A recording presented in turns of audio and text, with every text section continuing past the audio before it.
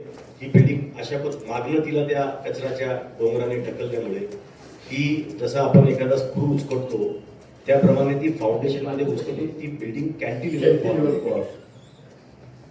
Cantilever fall जेव्हा होतो त्यावेळेला ज्यावेळेला त्यांनी आत जाऊन जाण्याचा प्रयत्न केला त्यांच्या लक्षात आलं की ही बिल्डिंग इतकी नाजूक पद्धतीची पडलेली आहे की आता याच्यात त्यांचं म्हणणं असं होतं की आम्ही जाऊन एखादा तिथला दगड जरी हलवला तरी अख्खी बिल्डिंग पण कोसळेल अशी शक्यता होती.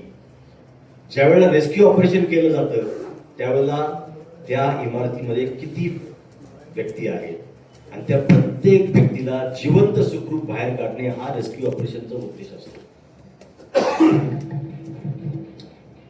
मी याच्यापूर्वी 2 जिल्ह्यांमध्ये जिल्हाधिकारी म्हणून काम केलंय. गोंदिया हा नक्षलग्रस्त जिल्हा होता. मी तिथे असताना एका बोरवेलमध्ये बच्चूच्या पडला होता ज्याचा रेस्क्यू मला माहिती आहे. नक्षलवाद्यांनी एक गाव जाळून टाकलं होतं तेव्हा एनडीआरएफच्या टीमने आणि आर्मीच्या टीमने रेस्क्यू ऑपरेशन. रायगड हा जिल्हा तर राज्यातला सर्वात डिझास्टर प्रोन जिल्हा आहे. म्हणजे प्रत्येक पावसाळ्यामध्ये रायगडमध्ये काही ना काही डिझास्टर होतं. तिथे अंबेरेड्डीसारखी दुर्घटना घडली होती जिथे 33 व्यक्ती असलेली एक बस थेट 800 फूट खाली. आणि ह्या प्रत्येक वेळेला मी एनडीआरएफचे काम बघितलंय. मला डिझास्टरचा या सगळ्या गोष्टींमध्ये एनडीआरएफचा अनुभव आहे, आर्मीचा अनुभव आहे. एक गोष्ट त्याच्यामध्ये निश्चित आपण समजून घेतली पाहिजे. सातत्याने जे बोलतायत इतके मशीन द्यायला पाहिजे ते 1000 मशीन दिले असते हो. महापालिकेला मशीन द्यायला काय प्रॉब्लेम आहे. परंतु तिथे वस्तुस्थिती तशी होती का. तिथे मशीन जर द्यादा दिले असते तर जे 215 लोक आर्मी एनडीआरएफचे होते ते काढले गेले असते. याचा कोणीच विचार करत नाही. आणि आपण एनडीआरएफ पेक्षा जादा तज्ञ नाही आहोत. जे लिहिणारे पण जे आहेत त्यांनी पण विचार केला पाहिजे की एनडीआरएफ ही भारतातली सर्वात प्रीमियर रेस्क्यू ऑपरेशन करणारी संस्था आहे. जागतिक स्तरावरची एनडीआरएफचं नाव आहे. आणि ती एनडीआरएफ आणि आर्मी आणि आपलं फायर ब्रिगेड एकत्रित जे ठरवेल तो प्रोटोकॉल त्यांचा फिक्स असतो. त्याच्यामध्ये आपल्याला माहिती आहे आपण तिथे होतात जे होतात सदस्य आपण बघितलं की 8 तारखेला संध्याकाळपर्यंत त्यांनी 5 लोकांना रेस्क्यू केलं. त्याच्यानंतर लक्षात आलं की जे आत आणखी काही 4 नंतर जे आपण जिवंतपणे बाहेर काढले टोटल एकूण 5 आधी झाले होते 9 आपण बाहेर काढले. तर त्यातले 4 व्यक्ती अशी होती की ज्यांच्या पायावरती बीम पडलेला होता. एकाचा पाय तुटलेला होता, एकाच्या पायावरती बीम पडलेला होता आणि त्यांना काढायला शक्य होत नव्हतं कारण बीमचं वजन आणि बीम जर हलवला तर परत इमारत कोसळेल आणि इतर पण लोक सगळे मृत होतील. तरी देखील आम्ही सातत्याने आर्मीची चर्चा करत होतो. आर्मीचे डॉक्टर्स उतरून आत गेले. आर्मीच्या डॉक्टरांनी त्यांना दिलासा दिला. आपल्या एक फायर ब्रिगेडचा एक जवान आहे त्याने जाऊन त्या व्यक्तींना चहा आणि बिस्किट दिले. स्वतःचा जीव धोक्यात घालून क्रॉलिंग करत तो गेला. अशा पद्धतीने आपल्या एनडीआरएफ आर्मी आणि फायर ब्रिगेडने तिथे केलं. आणि त्या लोकांना सुद्धा दुसऱ्या दिवशी दुपारपर्यंत आपण एक व्यक्ती आपण इतक्या गंभीर परिस्थितीत सुद्धा बाहेर काढू शकतो. त्यानंतर जे 8 व्यक्ती तिथे अडकले होते ते 8 व्यक्ती कुठे अडकले याचा ज्यावेळेला हे बाहेर आलेले लोक आहेत जे वाचले त्यांनी सांगितलं की हे लोक सगळे खालच्या मजल्यावरती पॅन्ट्रीमध्ये होते. आणि पॅन्ट्रीमध्ये असल्यामुळे ही जेव्हा बिल्डिंग कोसळली तेव्हा 2 स्लॅब हे एकत्र झाल्यामुळे 2 स्लॅब एकत्र झाले, काही पिलर आणि कॉलम एकत्र झाले आणि म्हणून तिथे पोचता येत नव्हतं. आणि अशा अवस्थेत त्यांना त्या लोकांचा ट्रेस सुद्धा होत नव्हता. त्यावेळेला 9 तारखेला दुपारी हा निर्णय झाला की आपण अजून मशिनरी मागून ठेवू. मीच त्यांना सजेशन दिलं की आपण मशिनरी मागून ठेवू, आपल्याला त्याचा वापर करता येईल तेव्हा करू.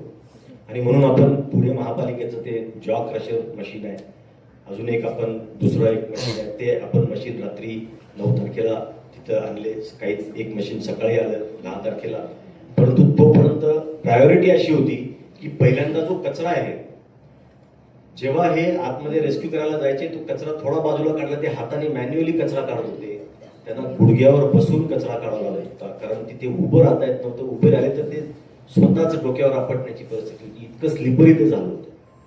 म्हणून ते गुडघ्यावर बसून ते कचरा साफ करत होते. परंतु कचरा साफ केल्यानंतर मागचा कचरा परत आत जात होता आणि म्हणून त्यांनी तो कचरा काढायला आदल्या दिवशी सुरू केलं होतं, परंतु कचरा अजून काढून आणि मग त्यांनी 10 तारखेला शेवटी आपण निर्णय घेतला की आता हे स्लॅब आपल्याला तोडायला लागतील आणि मग 10 तारखेला हा स्लॅब तोडून आपण ह्या रात्रीपर्यंत आपण या लोकांना रेस्क्यू केलं. दुर्दैवाने त्यांचा मृत्यू झाला, परंतु त्यांचा मृत्यू झाला त्याला कारणीभूत त्यांच्या अंगावरती थेट स्लॅबच पडलेला होता, पूर्ण स्लॅब पडलेला होता, कोणाच्या अंगावर पूर्ण बीम पडलेला होता. अशा परिस्थितीमध्ये ते 8 लोक अडकलेले होते आणि म्हणून मी आपल्याला विनंती करेल की आपण बोलत असताना NDRF, आर्मी, आपले फायर ब्रिगेडचे जवान यांनी जे जीवावर उदाहरण काम केले त्यांचा अपमान कृपया करू नका. NDRFचे डायरेक्टरने बातम्या वाचल्या, मला फोन केला, त्यांना खूप वाईट वाटलं.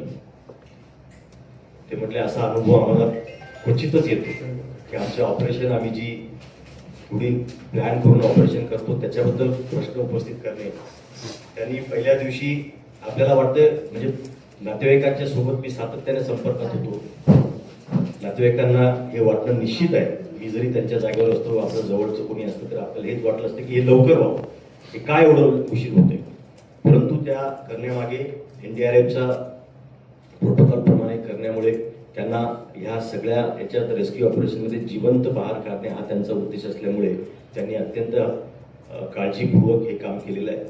आणि आपण अशा परिस्थितीमध्ये खरं म्हणजे आपण 9 व्यक्तींचा जीव वाचू शकलो, ते सुद्धा फार भयानक ठिकाणी अडकलेले होते. त्यांना सुद्धा म्हणजे होल करताना सुद्धा स्लॅबला त्यांनी सर्क्युलर सॉ इतकं हळू पद्धतीने केलं, कारण त्यांचं मोठं जर यंत्र वापरलं असतं तर बिल्डिंग कोसळली असती तर कदाचित 9 लोकांना देखील अडचण झाली असती. अशा परिस्थितीमध्ये हे आपण सर्व त्यांनी केलं आहे. मला असं वाटतं की आपण सर्वांनी या बाबीची ही बाब आपण समजून घ्यावी अशी माझी विनंती आहे. आणि आता कचऱ्याच्या बाबतीमध्ये ताई आपण मला आश्वासन मागितलं होतं, मी मगाशीच दिलं होतं, पण परत मी आपल्याला सांगतो की आपण ह्या प्रत्येक प्रभागामध्ये आपल्याला एक ठिकाणी हे कचऱ्याच्या वरती प्रक्रिया करण्याची, मग ते बायो-CNG असेल, वेस्ट टू एनर्जी असेल किंवा ड्राय कलेक्शन सेंटर असेल, हे आपल्याला करावंच लागेल. ते आपण करू, त्यासाठी आपल्या सर्वांचं सहकार्य लागेल. ज्या ठिकाणी देखील त्याच्यावर प्रक्रिया करण्याची जबाबदारी सुद्धा घेणार आहे. बायो-CNGच्या बाबतीमध्ये आपल्याला MNGL असेल, BPCL असेल, ज्या मोठ्या कंपन्या ह्या सुद्धा स्वतः खर्च करून प्रोजेक्ट टाकायला तयार आहेत. त्यामुळे येणाऱ्या काळामध्ये आपल्याला मात्र जागा उपलब्ध करून देण्यासाठी पुढाकार घ्यावा लागेल. माझी खात्री आहे की आपण या जागा उपलब्ध करून देण्यामध्ये आपण सर्व सहकार्य करू. धन्यवाद.